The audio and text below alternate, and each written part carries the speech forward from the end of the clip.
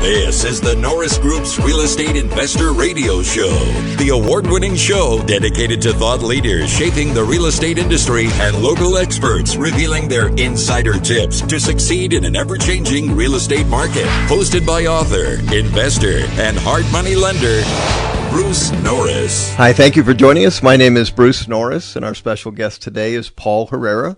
Paul is the Government Affairs Director for the Inland Valley Association of Realtors. Paul serves as an advocate for realtors on local issues, helping to preserve and protect property rights and the value of homeownership. His unique experience includes an award-winning journalism career with newspapers in Florida and California, where he covered real estate, small business, the aviation business, and the confluence of government policy, politics, and business. And Paul, we welcome you to our show. Thank you, Bruce.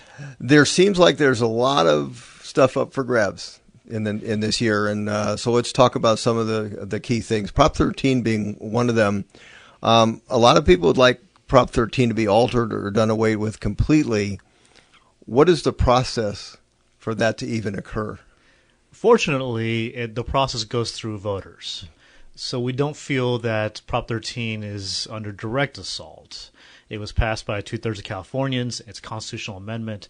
It can only be done if voters agree to make the changes. That said, there are some tweaks that could be fairly damaging. Okay. Now the tweaks, do they have to go through the voting path? Anything we want to do to Prop 13, even the smallest change, has to go through voters. And it's not 51%. Is it? No, it's 51% of voters. Oh, it is 51%. It is 51% of voters. Okay. Just a bare majority. But to get it even in front of voters, it does require a 2/3 vote of the state legislature, both houses, or a pretty significant signature gathering effort, which we're actually the authors of one of those this year. Okay. Do you see that anything affecting Prop 13 as a likelihood in the next year? Anything truly negatively affecting Prop 13, not this year. Okay. There was a challenge on split roll, treating commercial property differently than residential property. That was postponed to 2020 at the earliest. Okay. Now, who decides that's postponed? The people who have the money, who are trying to get the signatures to put it on the ballot in the first place. To overturn that, to where they can make it change whenever the prices change. Basically, is that the goal? Is to catch up like a lot of these apartments, or some version of that, where commercial property would float. The tax bases would float based on some other triggering mechanism other than the change of ownership. So there's two sides to that equation. The one side of the guy owns a commercial building and is very happy where it's at, but I guess the view is that's costing a lot of revenue. So if the bill were to pass, what do you think the net effect would be to prices of that type of inventory and the willingness to even own it? Well, anytime you raise taxes on something, you reduce its attractiveness. Yes. So you reduce attractiveness, you reduce its value. Now, there's other factors, the strength of the economy. Who knows what else is happening at that period of time, but it has some dampening effect. The question we ask a lot is that California has adapted to being a state where property taxes are relatively low. Yes. As tax rates go, we're a low tax state when it comes to property taxes. We've adapted by making income taxes very, very high. Yes.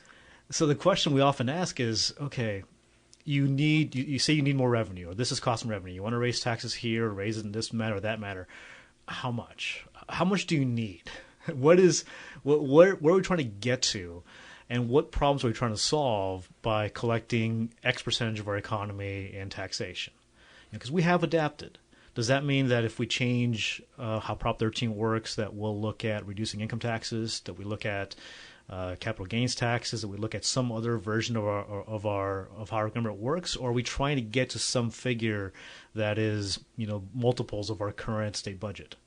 Yeah, and as a citizen in California, you do look at how expensive it is being here, and now, especially in California, with the new state federal laws for tax, you're not able to write that off against federal income tax. Right. Well, it's capped, but yeah. But it starts. Yeah, but it's for anyone making significant money. It's actually pretty costly. And Yeah. you start having the real issue of people migrating out for tax reasons. So Yeah, you don't actually have to make significant money. You just have to, if you have enough money to afford a home in California, you probably are hitting up against that $10,000 cap right now. sure. AB 2631. Now, you're probably much more familiar with that bill than I am, but that has to do with seniors. And when they sell a property, they're being able to keep their existing tax base. AB 2631, that's the legislative version of the property tax portability Yes. item that we're working on. Yeah. So the assembly bill that's currently in the legislature is not likely to go very far, though there's a version that's now being discussed. We have now officially qualified for the ballot in November a voter initiative that would allow seniors 55 and older to carry their current Prop 13 protected tax bases to another primary residence, and that's without limitation on geography, so anywhere in the state. And they can also buy more expensive property with a blended basis in which you take the portion that's protected and then add in whatever you buy up from. And you could do it multiple times, unlimited number of times in your lifetime. Okay. So now once you become a senior, you have a built-in tax basis for as long as you own property. And that is on schedule to be on the November ballot. Okay. Obviously, I like that idea, except for I've got a pretty big tax bill anyway. So, but I'm just curious, why unlimited? If the thought is just sort of like a one, if they're looking to downsize, and what was the thought behind the unlimited piece? Well, currently we have Prop 90 and Prop 60, both of which give a one-time exemption. Prop 60, every county in California. Prop 90, I think 9 out of the 61 counties has Prop 90, allowing someone to come in from a different county. It's that one-time use can become a barrier. Frankly, once you turn 55, you might have another generation of lifetime left to go. sure, that's right. 55 is not, it isn't like people are old at 55 at this point. That's Right. You could still have kids at home or something too, because you don't have kids until later. Right. There's other impacts. Also, under the current law, if you're married, the limitations to one for both sides of the equation. So if they divorce later on, or someone could be 55 and their spouse could be 45, they both lose it. It's gone. We make it unlimited. Now, the fact that it's unlimited doesn't mean it's necessarily going to be useful to use it every 5 years. You just don't necessarily have that much of a basis to step up depending on what happens with property values. We did want it to be universal. I worked on the group that developed it over the last couple of years. There was about 8 of us. And our initial concept was to make it for everybody, regardless of age. We wanted people to be able to be incentivized to purchase a home early. And now you have purchased a level of affordability, not just on your home, but also on your tax basis. It'd be a fixed number. Right. So Okay. you purchase a home if you're fortunate enough to do so at age 25. And a decade later, you now want to move into a larger home because you care about school districts and you have a family. And we wanted you to not face a steeply increased tax bill. Now, that didn't poll as well. There were some concerns about that and the cost that would bring. How do both sides fund their efforts to, get something passed or prevent something to get passed? The realtors obviously have an association of realtors that is part of what they contribute every year go to the causes that they want to get back. Is that how it works? Yes. With the realtors, the members provide voluntary funds as well as dues, their membership fees each year, both of which, a portion of which go into whether it's voluntary that they pay above and beyond their dues, or whether it's a portion of what they pay as membership. That's what funds our political action. And by political action, people think of candidates. The vast majority of the money actually goes to issues. Okay. I'm just curious, does the California Association of Realtor accept donations outside of membership? They do to an extent. There's certain limitations on exactly how that works. And What's more likely is that the association will join coalition efforts where multiple groups are putting in funds into the same issue. And this has to do more with states ballot initiatives, for instance, Okay. or perhaps a candidate issue.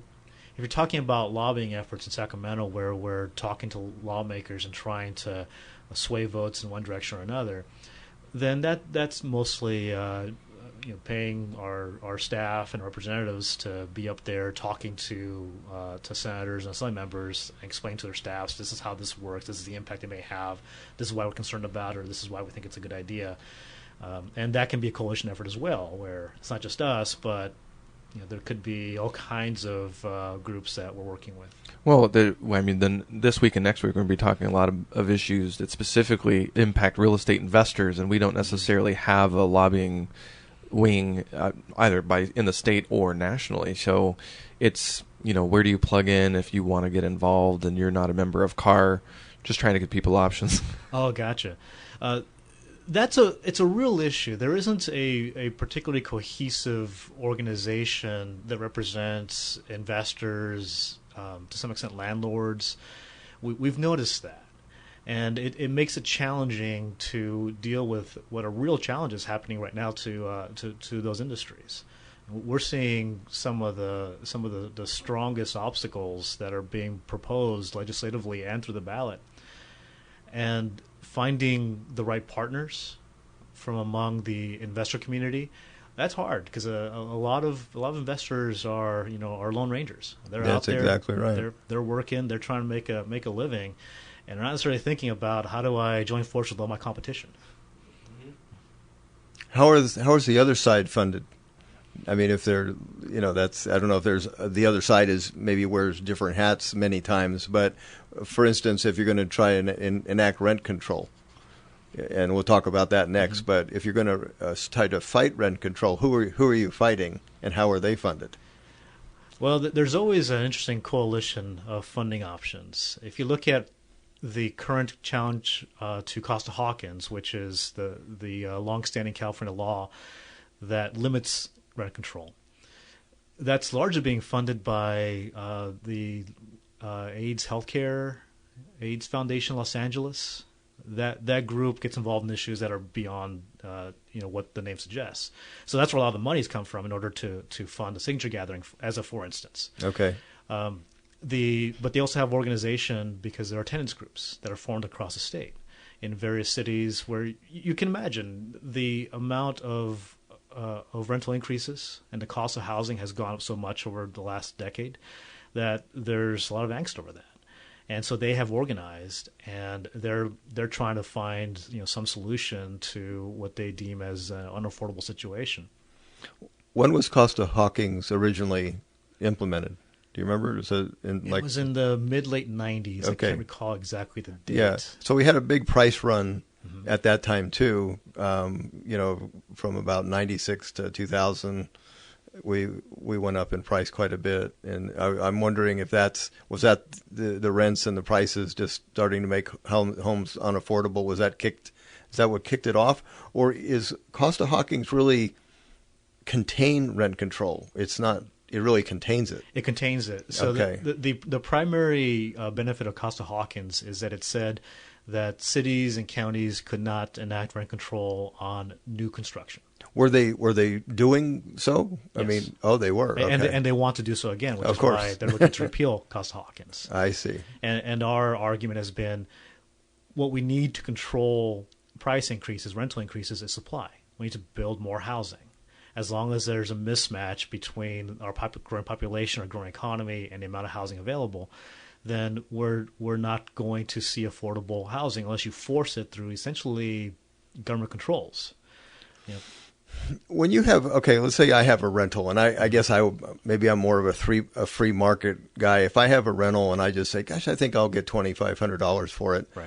It seems like the market will tell me, well, no, you're not. Exactly. Okay, and then I say, okay, well, I'm not going to get that. I lower it to $1,900 or whatever, and that's the market, and I'll have a renter. Mm-hmm. So I guess I'm wondering how that gets out of balance. And if it gets too high, are we really concerned about people just saying, I can't afford to live here and I'm leaving? Is that going on? We're seeing that, certainly. We're seeing a problem with really the California middle class being very much squeezed, especially from the coastal communities. And even in Inland Empire, which has been a release valve for affordability for so long, things have gotten pretty expensive. And the way it gets out of balance is you constrict supply. You don't build enough homes. And so you have incomes that are chasing what's available out there. And at some point, they just, they're going to bid it up until they find a place they can live in. Now, that's the way the market's supposed to work. And the secondary reaction is supposed to be that investors see that there's incomes to support more construction, and they build more. And that's where government gets in the way in the first place. So they start by getting in the way of new supply. And now in order to try to solve that problem, they're thinking, well, what if we constrain the price as well? And you just leave one problem to be solved by a second problem, which leads to all kinds of issues later on. While simultaneously increasing prices for building and environmental, it's the weirdest mix and nobody's talking. It's frustrating to watch. Yeah, rent control is really a strange concept. I know why they're trying to do it, and you have sympathy for people who are worried about being able to afford their rent and be able to afford their cost of living.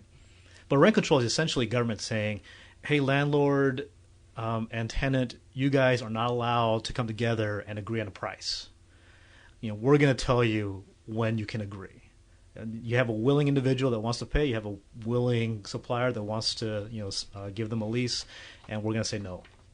And just from being a tenant in New York City and places that were rent controlled, I can verify that the places that I did where that was the case is the landlords were not investing a lot of money because they knew they couldn't get it back out. Right. They couldn't hide that in the rents that I was paying, at least in where I was living in town.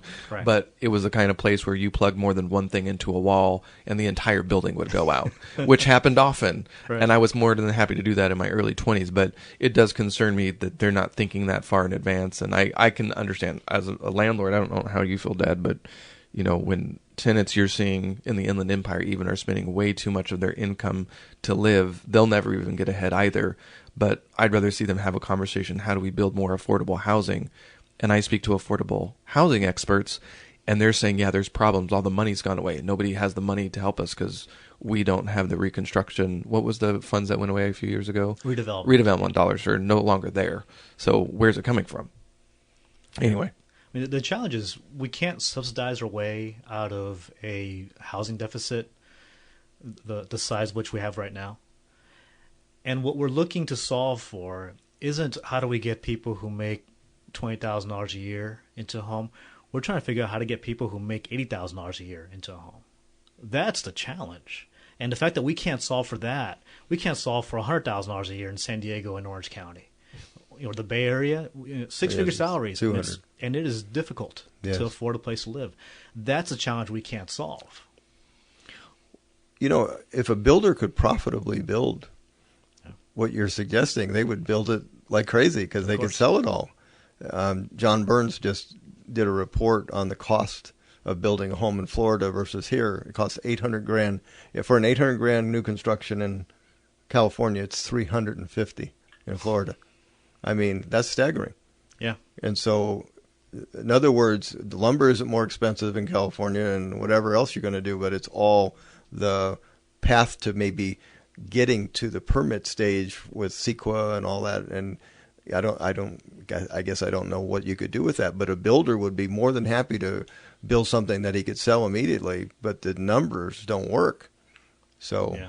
There's a great number, and I wish I had it in front of me, but I think Cal Matters put together this graphic about land costs, building costs. And if you look at California, land costs are by far the most expensive in the country if you count all the entitlements into the process. The actual dirt, if you have a piece of unentitled dirt that's sitting there for rural purposes, for instance, someplace, it's not that valuable in California. Correct. If you have it actually fully approved, ready to go, and permitted to build, it's incredibly valuable because the cost of getting to that point is out of sight. Yeah. Well, I mean, we build new homes all the time, And what you can pay for the land, it's almost a residual number. You go backwards. What did it cost to build? What does it cost to get the permit? School fees, and then finally at the end of the day you have a profit, and you go, okay, well that's what I can pay for the dirt. In the downturn, it was a negative number. You actually had land that was completely worthless or negative value. And now, it certainly has gone up. But a lot of the costs, we just built homes in Florida, and the cost of the permit and the speed of the process is just light year different. And it's, you almost have to get both sides together and go, we have to solve this, or we're going to have people leave. That's what it seems like. There's an entire cottage industry in California of people essentially like me who do nothing but get paperwork through government offices. Don't build anything, don't know how to repair a light socket, but just push paper in agencies in order to get the right paperwork and then sell the land afterwards. That's the fact that industry exists, of people like myself who just know which individuals to call. That's a little hard to stomach. On the other side of that, there was a woman one time that was watching our dogs, and she got her master's degree, and her first job was to drive out in the middle of nowhere where there was a potential building project being considered. And she was given binoculars, and all day she was there to look for some kind of endangered species so they could stop the building. That was her full-time job. She worked for a lawyer? I don't know what I don't know. She probably worked for somebody that had an interest on the other side, but I thought that's pretty extreme, when the other side is going to go to that extent. We only have a couple more minutes, but let's get if I own a building in LA that happens to be under rent control, and you're my renter, year after year, is it the same rent, or is there a step-up basis that I can do? There's a step-up basis. There's a limit to what that basis is. And really under rent control, you have to, as a landlord, raise it to the maximum amount allowable each year. Otherwise, you really are making a mistake for yourself. Okay. If I sell the building and the tenant stays, the rules still apply for wherever that rent is, even if it's way below market. The new owner still has to adopt that low rental basis. Is that correct? So long as they intend to remain in the business. If they intend to convert to condominiums and now make them ownership, that's different. That's called the Ellis Act. Essentially, the right to go out of business is what that is, and that's also being challenged right now. We've had to defend it 4 or 5 times in the last 5 years. Just the right to go out of business. In the Bay Area, that was popular, to take down old buildings and build something that was so much more expensive. Yeah, and I think that was exactly what they did. Yes. If a building that's under rent control and I have a unit that's vacated, do I get to raise that to market rent, or do I still have to stay with the basis that it's at? It depends on local laws. Yeah, and that's interesting because you have Costa Hawkins. Did I say that right? Yeah. Okay, but then you have overlays of every city has different policies too. Yeah, Costa Hawkins essentially created guardrails in rent control. And what the opponents want is to remove those guardrails so that local localities can do whatever they wish when it comes to rent control. And those are the concerns we have. Yeah. Do you feel like that would, if that freedom was enacted, you'd really have cities all enacting some kind of rent control that would be more aggressive? Not everywhere. Okay. In the Inland Empire, I think we're fortunate. We don't have this kind of mindset. And I'm not that worried. If Costa Hawkins went away tomorrow, I don't see rent control being enacted, frankly, anywhere in the Inland Empire in the very near future. Now, 10 years from now, I don't know. Okay. The Bay Area, that's different. Los Angeles, Santa Monica, San Diego area, parts of Orange County perhaps, that's different. And now you're going to have a lot more housing refugees looking for a place to live when no one's building things in their community and they still got to live someplace. Hey, this is Aaron Norris. We would love to see you out and about town at different events all across California. If you are a member of the Southwest Riverside County Association of Realtors, you can catch me on June 7th at the SRCAR Realtor Expo. They always sell out, and it's going to be in Temecula. Hope to see you there. June 7th, that same day, if you are in the Ontario area, the Appraisal Institute is having their 21st Annual Inland Empire Market Update, and we'll see you there. And then later later that same evening, we'll be doing Stay Put or Cash Out at the San Diego Investment Club. June 19th, the Northern San Diego Real Estate Investors Association is having their 14th annual anniversary dinner party. If you want to go and receive a discount, you better sign up soon. It's always a great night. Bruce and I will be on panel together being interviewed by Eric Saragusa with questions that they've sourced from their membership and their board. Always a really fun night, so check that out. Go to thenorrisgroup.com, hit the training tab to see all of our upcoming events. For more information on hard money loans and upcoming events with the Norris Group, check out thenorrisgroup.com. For information on passive investing with trust deeds, visit tngtrustdeeds.com.